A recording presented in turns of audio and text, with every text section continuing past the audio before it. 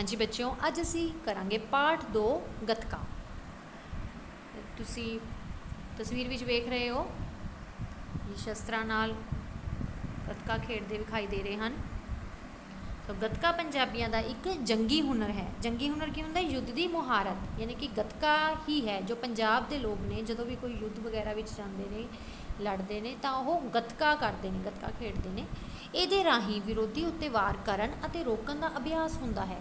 सो इस नाल की हुंदा है कि विरोधी उत्ते वार करना, जो साडे सामने कोई विरोधी हुंदा है उस दे उत्ते असीं वार करते हाँ, यानी कि जो असीं अपना वार करना हुंदा उस ते, या वो अगला जो साडे ते वार कर रहा है तो उसनों असीं रोकना है ना, उसका अभ्यास हुंदा है। किवें रोकना है असीं सीखते हाँ। 6वें गुरु हरगोबिंद साहिब जी के समय तो लैके महाराजा रणजीत सिंह के समय तक सैनिकां लई गतका सीखना जरूरी सी, बहुत जरूरी सी उदों जो सैनिकां लई। सो जिवें जापान की खेड कराटे स्वै रख्या वाली खेड गिनी जाती है। स्वै रख्या की होंदा? अपनी रख्या है ना, खुद की रख्या वास्ते वो कराटे सीखते हैं ना, भी सानू कराटे आने चाहिए ने। जापान के लोग कहते हैं तो सानू की आना चाहिए? गतका। असीं पंजाब दे तो पंजाब का जंगी हुनर है गतका पंजाबियों का।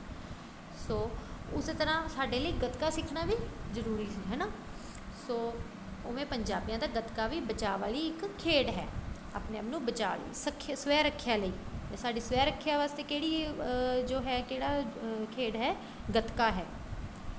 गतका गदा युद्ध की सिक्ख्या का पहला पड़ाव है। गदा युद्ध की हुंदा है? गुरज नाल कीता जाण वाला युद्ध। अजकल स्कूलों कालजां अते यूनीवर्सिटियां विच गतका खेडन की सिखलाई दी जाती है। असीं देखते हाँ काफ़ी स्कूलों में भी कॉलेजों में भी गतका, या होर गुरुद्वारियां दे विच भी देखते हाँ अलग तो सिखलाई दी जाती है गतका की।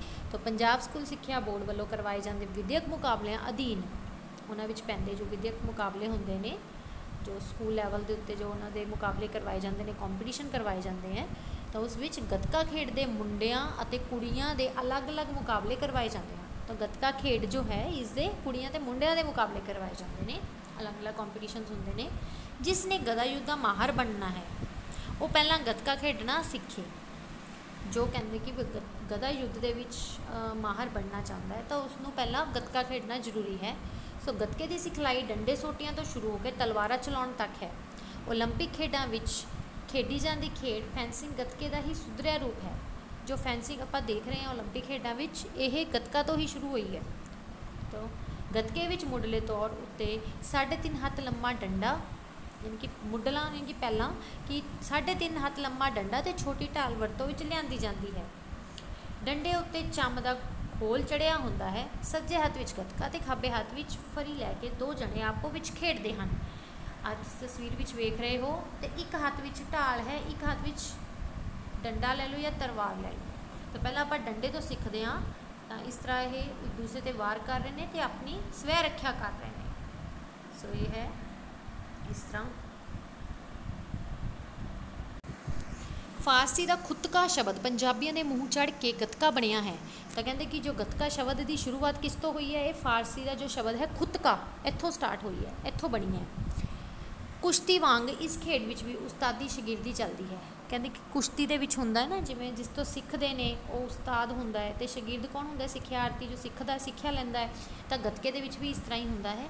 गतका उस्तादां दे अपने अखाड़े हुंदे हैं, जो गतका सिखाण वाले हुंदे ने ना, गतका टीचर हुंदे हैं, उन्हां दे अपने अखाड़े हुंदे हैं। मापे अपने बच्चों को गतका सिखाने लिए उस्तादा कोल भेजते हैं, बिल्कुल ट्रेनिंग लैण लई भेजते हैं उस्ताद कोल, जो गतका दे विच बहुत माहर हुंदा है। सो उस्ताद कुछ रस्मां पूरियां करके बच्चों को भुचंगी बनाते हैं, तो सिखाते हैं गतका उन्होंने। भुचंगियां नूं सिक्ख्या दी जाती है। तो असीं भुचंगी कौन हुंदा है? भुचंगी असीं पढ़िया सी गतके का सिक्ख्यार्थी, जो गतके की सिक्ख्या लैंदा है ना। सो भुचंगियां नूं सिक्ख्या दी जाती है कि उन्होंने चाल चलन नेक रखना है। चाल चलन जो उन्होंने करैक्टर उच्चा सुच्चा रखना है। बच्चे बजुर्ग औरत ते निताणे उत्ते वार नहीं करना। जो बच्चे होंदे ने, बजुर्ग हो गए, औरत हो गई या निताणे हो गए, उन्होंने वार नहीं करना है ना, कमज़ोर व्यक्तियों ते वार नहीं करना। सगों उन्होंने ढाल बनना है। ढाल यानी कि उन्होंने मतलब उन्होंने रख्या लिए खड़ना है अगे हो के। सादी ते शुद्ध खुराक खानी है, कोई नशा नहीं करना, नशे पत्ते तो दूर रहना है बिल्कुल। खेड सिखलाई के अमली दौर विच पहला जुस्से गरमाए जाते हैं। इहदे लई डंड बैठक ते अखाड़े दुआले दौड़ा लाने का अभ्यास होंदा है। फिर हथियाਰਾਂ ਨੂੰ ਨਮਸਕਾਰ ਕਰਕੇ ਹਥਿਆਰ ਹੱਥ ਵਿੱਚ ਫੜਨ, ਪੈਂਤੜਾ ਲੈਣ, ਵਾਰ ਕਰਨ ਅਤੇ ਰੋਕਣ ਦੇ ਦਾਅਵੇ ਸਿਖਾਏ ਜਾਂਦੇ ਹਨ।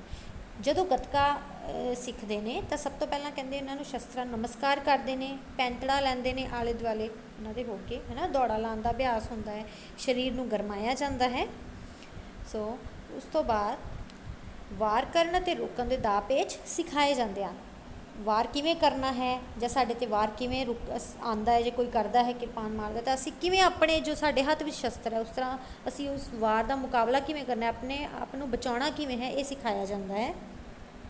ਦਾਅ ਪੇਚ ਅਸੀਂ ਪੜ੍ਹਿਆ ਸੀ। ਦਾਅ ਪੇਚ ਕੀ ਹੁੰਦਾ ਹੈ, ਯਾਨੀ ਕਿ ਆਪਣਾ ਢੰਗ ਤਰੀਕੇ ਜੋ ਹੁੰਦੇ ਨੇ ਉਹ ਸਿਖਾਏ ਜਾਂਦੇ ਹਨ। ਮੁਕਾਬਲੇ ਇਕੱਲੇ ਦੇ ਵੀ ਹੁੰਦੇ ਹਨ ਅਤੇ ਟੋਲੀਆਂ ਵਿਚਕਾਰ ਵੀ ਹੁੰਦੇ ਹਨ। ਕਹਿੰਦੇ ਮੁਕਾਬਲਾ ਜੋ ਹੁੰਦਾ, ਕੰਪੀਟੀਸ਼ਨ ਇਕੱਲੇ ਦਾ ਵੀ ਹੁੰਦਾ ਜਾਂ ਟੋਲੀਆਂ ਵੀ ਹੁੰਦੀਆਂ ਉਹਨਾਂ ਦੇ ਵਿਚਕਾਰ ਵੀ ਹੁੰਦਾ ਹੈ। ਪਹਿਲ ਅਨੰਦਪੁਰ ਸਾਹਿਬ ਅਤੇ ਪਾਉਂਟਾ ਸਾਹਿਬ ਗੱਤਕੇ ਦੇ ਵੱਡੇ ਕੇਂਦਰ ਸਨ। ਅਤੇ ਕਹਿੰਦੇ ਸ਼ੁਰੂ ਵਿੱਚ ਅਨੰਦਪੁਰ ਸਾਹਿਬ ਜਾਂ ਪਾਉਂਟਾ ਸਾਹਿਬ ਇਹਨਾਂ ਵਿੱਚ ਹੀ ਜੋ ਹੈ ਗੱਤਕਾ ਜ਼ਿਆਦਾ ਖੇਡਿਆ ਜਾਂਦਾ ਸੀ, ਸਿਖਲਾਈ ਦਿੱਤੀ ਜਾਂਦੀ ਸੀ, ਕੇਂਦਰ ਸਨ। ਹੋਲੇ ਮੁਹੱਲੇ ਸਮੇਂ ਗੱਤਕਾ ਦੇ ਵੱਡੀ ਪੱਧਰ 'ਤੇ ਮੁਕਾਬਲੇ ਹੁੰਦੇ ਸਨ। ਜਦੋਂ ਹੋਲਾ ਮੁਹੱਲਾ ਆਪਾਂ ਸੁਣਿਆ ਹੈ ਨਾ, ਅਨੰਦਪੁਰ ਸਾਹਿਬ ਦੇ ਵਿੱਚ ਮਨਾਇਆ ਜਾਂਦਾ ਹੈ ਜਿਸ ਤਰ੍ਹਾਂ, ਤਾਂ ਉੱਥੇ ਵੱਡੇ ਪੱਧਰ 'ਤੇ ਗੱਤਕੇ ਦੇ ਮੁਕਾਬਲੇ ਹੁੰਦੇ ਸਨ, ਹੁਣ ਵੀ ਹੁੰਦੇ ਨੇ। ਬੀਤੇ ਸਮੇਂ ਵਿੱਚ ਇਸ ਖੇਡ ਦਾ ਇੱਕ ਫ਼ਾਇਦਾ ਇਹ ਸੀ, ਕਹਿੰਦੇ ਕਿ ਇੱਕ ਫ਼ਾਇਦਾ ਸੀ ਇਸ ਖੇਡ ਦਾ ਕਿ ਚੰਗੀ ਖੇਡ ਵਿਖਾਉਣ ਵਾਲੇ ਜਵਾਨਾਂ ਨੂੰ ਸਿੱਧਾ ਹੀ ਫੌਜ ਵਿੱਚ ਭਰਤੀ ਕਰ ਲਿਆ ਜਾਂਦਾ ਸੀ। ਕਹਿੰਦੇ ਕਿ ਜੋ ਵੀ ਆਪਣੀ ਪੇਸ਼ਕਰੀ ਚੰਗੀ ਦਿਖਾਉਂਦਾ ਸੀ, ਵਧੀਆ ਗੱਤਕਾ ਖੇਡ ਕੇ ਵਿਖਾਉਂਦਾ ਸੀ ਇਹਨਾਂ ਮੁਕਾਬਲਿਆਂ ਵਿੱਚ, ਤਾਂ ਉਹਨੂੰ ਸਿੱਧੀ ਭਰਤੀ ਉਹਦੀ ਫੌਜ ਵਿੱਚ ਹੁੰਦੀ ਸੀ। ਜਰਨੈਲ ਹਰੀ ਸਿੰਘ ਨਲੂਆ ਇੰਜ ਹੀ ਮਹਾਰਾਜਾ ਰਣਜੀਤ ਸਿੰਘ ਦੀ ਨਜ਼ਰੀ ਚੜ੍ਹਿਆ ਸੀ। ਤਾਂ ਕਹਿੰਦੇ ਕਿ ਇਸਦਾ ਮਤਲਬ ਇਹ ਹੈ ਕਿ ਮਹਾਰਾਜਾ ਰਣਜੀਤ ਸਿੰਘ ਜੀ ਨੇ ਜਰਨੈਲ ਹਰੀ ਸਿੰਘ ਨਲੂਆ ਨੂੰ ਇਸ ਤਰ੍ਹਾਂ ਗੱਤਕਾ ਖੇਡਦੇ ਹੋਏ ਵੇਖਿਆ ਸੀ ਸਭ ਤੋਂ ਪਹਿਲਾਂ, ਤਾਂ ਉਹਨਾਂ ਨੂੰ ਬਹੁਤ ਚੰਗਾ ਲੱਗਿਆ ਸੀ ਵੇਖ ਕੇ। ਅੱਜ ਕੱਲ੍ਹ ਕੁਝ ਸਕੂਲਾਂ, ਕਾਲਜਾਂ ਅਤੇ ਯੂਨੀਵਰਸਿਟੀਆਂ ਵਿੱਚ ਗੱਤਕਾ ਖੇਡਣ ਦੀ ਸਿਖਲਾਈ ਦਿੱਤੀ ਜਾਂਦੀ ਹੈ। ਸੋ ਇਹ ਹੁਨਰ ਪਹਿਲਾਂ ਮਰਦਾਂ ਤੱਕ ਹੀ ਸੀਮਿਤ ਸੀ, ਹੁਣ ਔਰਤਾਂ ਵੀ ਇਸ ਵਿੱਚ ਭਾਗ ਲੈਣ ਲੱਗ ਪਈਆਂ ਹਨ। ਬਿਲਕੁਲ, ਪਹਿਲਾਂ ਇਹ ਮਰਦਾਂ ਤੱਕ ਹੀ, ਸਿਰਫ ਜੋ ਆਦਮੀ ਹੁੰਦੇ ਸੀ ਉਹੀ ਹੀ ਸਿੱਖਦੇ ਸੀ, ਇਹ ਮਰਦ ਹੀ ਸਿੱਖਦੇ ਸਨ। ਪਰ ਹੁਣ ਅੱਜ ਕੱਲ੍ਹ ਅਸੀਂ ਦੇਖਦੇ ਹਾਂ, ਅਸੀਂ ਵੀ ਸਿੱਖਿਆ ਹੋਇਆ ਹੈ, ਅਸੀਂ ਵੀ ਦੇਖਦੇ ਹਾਂ ਕਿ ਅੱਜ ਕੱਲ੍ਹ ਔਰਤਾਂ ਵੀ ਵੱਧ ਚੜ੍ਹ ਕੇ ਹਿੱਸਾ ਲੈਂਦੀਆਂ ਹਨ ਗੱਤਕੇ ਦੇ ਵਿੱਚ। ਨਿਹੰਗ ਸਿੰਘ ਦੀ ਇਹ ਹਰਮਨ ਪਿਆਰੀ ਖੇਡ ਹੈ। ਇਹ ਖੇਡ ਹੁਣ ਨਗਰ ਕੀਰਤਨਾਂ ਅਤੇ ਖਾਸ ਖੇਡ ਸਮਾਗਮਾਂ ਵਿੱਚ ਹੀ ਖੇਡੀ ਜਾਂਦੀ ਹੈ। ਅਸੀਂ ਨਗਰ ਕੀਰਤਨ ਦੇ ਵਿੱਚ ਦੇਖਦੇ ਹਾਂ ਬੱਚੇ, ਛੋਟੇ ਬੱਚੇ ਗੱਤਕਾ ਖੇਡਦੇ ਸਾਨੂੰ ਦਿਖਾਈ ਦਿੰਦੇ ਹਨ, ਜਾਂ ਕੁਝ ਖਾਸ ਖੇਡ ਸਮਾਗਮ ਹੁੰਦੇ ਹਨ ਉਹਨਾਂ ਵਿੱਚ ਵੀ ਇਹ ਖੇਡ ਖੇਡੀ ਜਾਂਦੀ ਹੈ। ਕਦੇ ਕੋਈ ਗੱਤਕਾਬਾਜ਼ ਕਿਸੇ ਪੇਂਡੂ ਖੇਡ ਮੇਲੇ ਵਿੱਚ ਆਪਣੀ ਖੇਡ ਦੇ ਜ਼ੋਹਰ ਵਿਖਾ ਦਿੰਦਾ ਹੈ ਅਤੇ ਦਰਸ਼ਕ ਵਿਸਰ ਰਹੀ ਖੇਡ ਦਾ ਆਨੰਦ ਮਾਣ ਲੈਂਦੇ ਹਨ। ਵਿਸਰ ਰਹੀ ਯਾਨੀ ਕਿ ਭੁੱਲ ਰਹੀ, ਹੈ ਨਾ, ਤਾਂ ਦੇਖ ਕੇ ਬੜੇ ਚਾਅ ਚੜ੍ਹ ਜਾਂਦਾ ਸਭ ਨੂੰ। ਅੰਤ ਵਿੱਚ ਇਸ ਖੇਡ ਦਾ ਪਿਛੋਕੜ ਜਾਣਨਾ ਜ਼ਰੂਰੀ ਹੈ। ਪਿੱਛੋਂ ਕਿੱਥੋਂ ਆਈ ਹੈ ਇਸ ਖੇਡ ਦਾ ਸਾਨੂੰ ਜਾਣਨਾ ਬਹੁਤ ਜ਼ਰੂਰੀ ਹੈ। ਸਾਡੇ ਦੇਸ਼ ਵਿੱਚ ਪੰਜਾਬ ਦੀ ਭੂਗੋਲਿਕ ਸਥਿਤੀ ਖਾਸ ਸੀ। ਥਲ ਰਾਹੀਂ ਆਉਂਦੇ ਹਮਲਾਵਰ ਇੱਥੋਂ ਲੰਘਦੇ ਰਹੇ ਹਨ। ਥਲ ਰਾਹੀਂ ਯਾਨੀ ਕਿ ਜ਼ਮੀਨ ਤੋਂ ਜੋ ਹਮਲਾਵਰ ਆਉਂਦੇ ਸੀ ਇੱਥੋਂ ਲੰਘਦੇ ਸੀ ਸਾਡੇ ਦੇਸ਼ ਵਿੱਚੋਂ। ਇਸ ਕਾਰਨ ਆਤਮ ਸੁਰੱਖਿਆ ਹਰੇਕ ਦੀ ਲੋੜ ਬਣ ਗਈ, ਯਾਨੀ ਕਿ ਆਪਣੇ ਆਪ ਨੂੰ ਬਚਾਉਣਾ ਸਭ ਦੀ ਲੋੜ ਬਣ ਗਈ ਕਿ ਹਾਂ ਅਸੀਂ ਆਪਣੇ ਆਪ ਦੀ ਰਾਖੀ ਕਰਨੀ ਹੈ। ਕਿਵੇਂ ਕਰਨੀ ਹੈ, ਵੀ ਅਚਾਨਕ ਕੋਈ ਆ ਜਾਏ ਸਾਡੇ 'ਤੇ ਹਮਲਾ ਕਰ ਦੇ ਤਾਂ ਸਾਨੂੰ ਆਪਣਾ ਕੁਝ ਉਹਨਾਂ ਨੂੰ ਸੋਚਣਾ ਪਿਆ ਕਿ ਹਾਂ ਅਸੀਂ ਕਿਸ ਤਰ੍ਹਾਂ ਰਾਖੀ ਕਰਨੀ ਹੈ।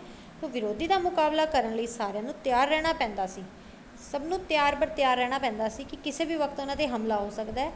ਸੋ ਇਸ ਤਰ੍ਹਾਂ ਗੱਤਕੇ ਦੀ ਖੇਡ ਇਸ ਲੋੜ ਵਿੱਚੋਂ ਹੀ ਪੈਦਾ ਹੋਈ। ਤਾਂ ਜਦੋਂ ਉਹਨਾਂ ਦੀ ਜ਼ਰੂਰਤ ਬਣ ਗਈ ਤਾਂ ਉਸ ਵਿੱਚੋਂ ਇਹ ਜ਼ਰੂਰਤ ਜਿਹੜੀ ਹੈ, ਲੋੜ ਉਹ ਪੈਦਾ ਹੋ ਗਈ, ਅਤੇ ਇਸ ਤਰ੍ਹਾਂ ਗੱਤਕਾ ਜੋ ਹੈ ਉਹ ਅਸੀਂ ਦੇਖ ਰਹੇ ਹਾਂ ਖੇਡਿਆ ਜਾਣ ਲੱਗ ਪਿਆ।